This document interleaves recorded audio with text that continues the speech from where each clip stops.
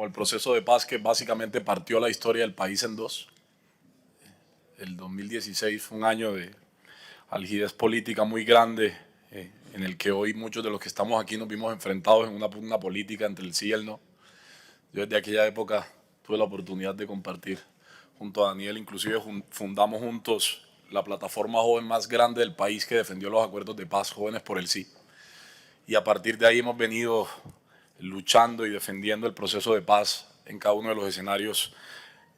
en los que hemos estado. Y yo me sumo a esa latente y profunda preocupación de Daniel en relación a cuál es la posición del gobierno en relación a los acuerdos de paz, porque es que a uno como que no le queda muy claro. Porque para adentro el proceso de paz pues sigue siendo bombardeado, especialmente por el partido de gobierno,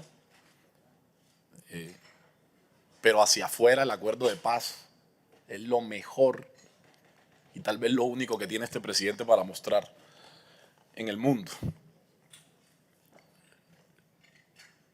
Y lo que vemos es que a través o alrededor del mundo el señor presidente sale sacando el pecho por los resultados del acuerdo de paz, pero internamente no hace ni el menor esfuerzo serio para llevar a cumplimiento con cabalidad cada uno de los puntos del acuerdo que fueron firmados.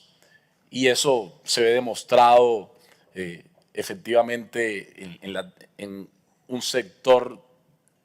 de estas personas excombatientes que se habían retirado y que luego al no sentir garantías de cumplimiento terminan retornando a otro tipo de actividades ilegales producto del incumplimiento del Estado, que termina asesinándose a líderes sociales de manera sistemática y en aumento sin que se dé ninguna respuesta efectivamente a ese tema de las Águilas Negras. Yo personalmente he sido amenazado con panfletos por las Águilas Negras y eso lleva a que hoy prácticamente yo sea el único concejal de este recinto que tiene que tener un esquema de seguridad producto de esas amenazas, que al día de hoy no tienen ningún tipo de respuesta, que ni la fiscalía ni el gobierno dicen quién me envió ese panfleto y no se sabe absolutamente quiénes, como dice Daniel, quiénes son esas Águilas Negras que no solamente me amenazan a mí, que a lo mejor yo por el foco de la posición que asumo estoy más protegido que aquellas personas que en el campo, allá donde el eco de las balas se pierden, no tienen ninguna posibilidad y terminan a merced de estos grupos organizados que no han venido siendo enfrentados por el gobierno de ninguna forma y que cada vez aumenta la presencia de ellos en los territorios, que cada vez son más las personas a las que asesinan. Luego el compromiso del gobierno nacional debe ir más allá de salir por el mundo a sacar el pecho por los resultados del acuerdo, cuando en efecto dentro del país no están asumiendo con seriedad y responsabilidad el cumplimiento de un acuerdo. Acuerdo que está protegido por el derecho interno y el derecho internacional, que se rige por un principio en derecho que se llama pacta sunt servanda, que hay que recordárselo al presidente, y es que los pactos son para cumplirse. Luego parece ser que este gobierno no entiende eso. No entiende eso porque cada uno de los acuerdos que ha firmado los ha incumplido, así como nos incumplió al sector universitario cuando el presidente salió a decir allá que él hacía honor a la palabra, pero ya estamos viendo lo que vale esa palabra. Y eso pues queda evidenciado también en el incumplimiento de cada uno de los puntos del acuerdo. Y yo quisiera inclusive aprovechar también para hacer y agradecer en principio la presencia de la comitiva de la ONU que está aquí acompañando, ¿cómo? De la misión de verificación que nos está acompañando y haciéndonos todo este reporte para preguntarles y que nos digan si es que en Colombia hay o no hay conflicto armado. Porque ayer en este recinto un concejal, doctor Alfredo Ramos, salió a decir aquí que en Colombia no hay conflicto armado en medio de la discusión sobre el proceso o lo que ha estado pasando con el Centro Nacional de Memoria Histórica, del que fuimos expulsados de manera vergonzosa, producto del desconocimiento de un conflicto armado que, doctor Alfredo, está configurado por unos elementos básicos, y es que hay dos grupos enfrentados por razones políticas y que cada uno de ellos se ha configurado como víctima y victimario, porque usted pretende en su discurso desconocer que el Estado también ha sido victimario y que el expresidente al que usted tanto apoya está acusado en este país con más de 257 investigaciones en la Corte Suprema y de más de 10.000 falsos positivos. que ha matado y desplazó más personas en este país que cualquier otra dictadura en el mundo, y eso también convierte al Estado en victimario, que las personas que han sido asesinadas, como dice él, que no estaban recogiendo café,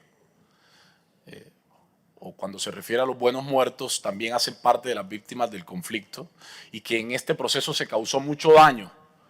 tanto de la guerrilla hacia la población civil y al ejército colombiano, con todos esos eventos lamentables que todos recordamos, de masacres y de bombas y todo, pero también el Estado cometió una serie de abusos que lo invito a revisar, sentencias de la Corte Interamericana de Derechos Humanos, en la que cada una de las sentencias que se promulgan contra Colombia siempre se declara responsable internacionalmente al Estado, y la mayoría son masacres por aquiescencia del Estado. Y aquiescencia es básicamente complicidad, cuando los paramilitares han permitido. ¿Cómo? Hay muchas, entre esas la de Mapiripán, la de 19 comerciantes, la masacre de Macayepo, la masacre de Chengue. Hay una serie de masacres en las que el ejército colombiano estaba informado de que los paramilitares se dirigían hacia esa zona del territorio a hacer lo que iban a hacer, y se hicieron los de la vista gorda. Eso no lo digo yo, eso ha quedado probado y sentenciado por la Corte Interamericana de Derechos Humanos, que ha declarado al Estado responsable, y que los gobiernos han venido reconociendo y reparando dentro de lo que cabe a las víctimas de cada uno de estos espacios. El desconocimiento del conflicto armado implica el desconocimiento de las víctimas, implica el desconocimiento de pueblos que fueron masacrados, de familias que fueron asesinadas, pero a veces desde la comodidad del sofá de la casa, como eso no nos ha pasado a nosotros y como los muertos no son de nosotros, entonces sencillamente salimos de manera irresponsable a desconocer un conflicto armado que tanta sangre, tristeza y muerte le ha puesto a este país. Pero no solamente de un lado, doctor, no solamente se sufrieron abusos de un solo lado, sino que los muertos los pusieron todos, y los muertos nos tienen que doler a todos, y por eso nosotros hemos apoyado un proceso en el que creíamos profundamente que no era el fin de todas las formas del conflicto que habían en Colombia y que hay mucho por avanzar, pero que era el primer paso para entender que hay otra forma de solucionar los conflictos, no por medio de las balas, sino por medio del diálogo, de la democracia y de los votos. Y eso está reflejado ahí, porque yo no apoyé el proceso de paz para hacer política junto a la FARC, sino para vencerlos en el escenario de la democracia. Y allí quedó demostrado que efectivamente fueron derrotados. Fueron derrotados, pero fueron derrotados en democracia. Fueron derrotados en democracia. Y yo creo que la actitud de este Consejo debe ser efectivamente la de respaldar la implementación de unos acuerdos. Yo celebro el que hoy el alcalde de Medellín haya sido el coordinador de la campaña del sí en Medellín, una persona que se la ha jugado con toda por la convicción de proteger y defender el acuerdo de paz, y que seguramente Medellín, a diferencia del gobierno nacional, dará cátedra de implementación y cumplimiento de los acuerdos. Muchas gracias, presidente.